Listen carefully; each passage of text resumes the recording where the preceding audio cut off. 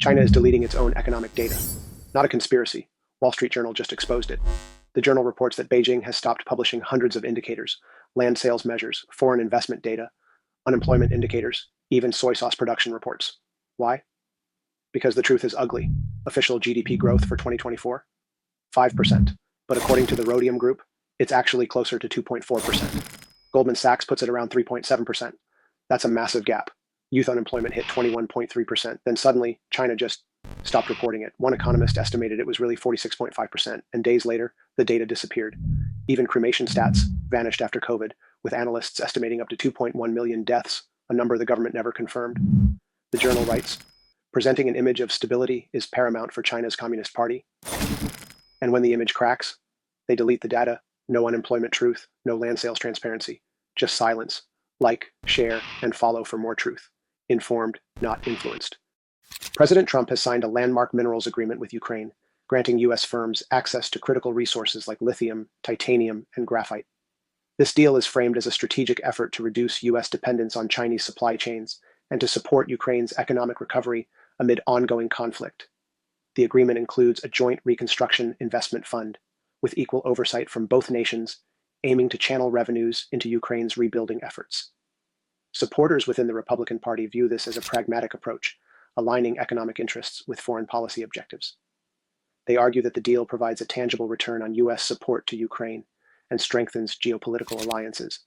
In a bold move, President Trump has signed an executive order directing the Corporation for Public Broadcasting, CPB, to cease all federal funding to NPR and PBS, citing concerns over alleged partisan bias in their reporting.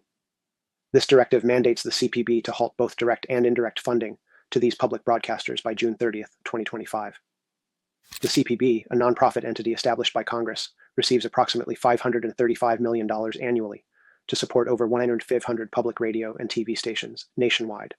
In response to the executive order, CPB President Patricia Harrison emphasized the organization's independence, stating that the CPB operates under congressional authority and is not subject to executive control. Leaders of PBS and NPR have condemned the executive order as blatantly unlawful.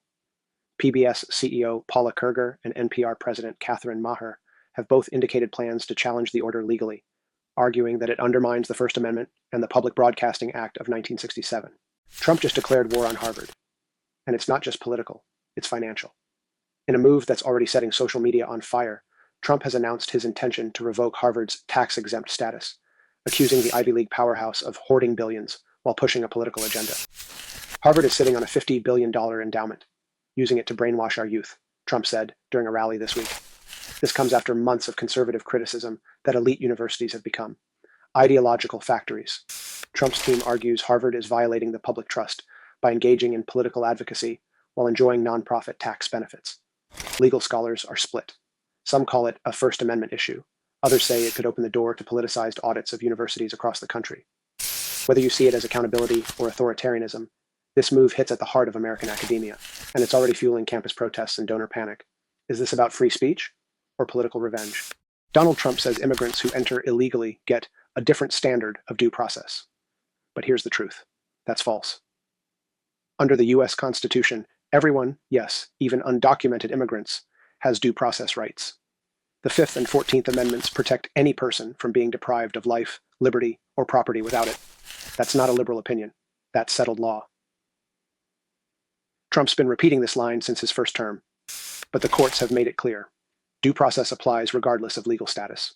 Whether it's a full trial or an expedited hearing, the government must follow a fair process. In fact, the Supreme Court just ruled in April 2025 that Trump's use of the Alien Enemies Act still requires proper notice and time to challenge deportation. There are no exceptions to due process. Not for migrants, not for citizens, not for anyone. The rule of law isn't optional. As one legal expert put it, due process is what separates democracies from dictatorships. Trump's claim completely debunked.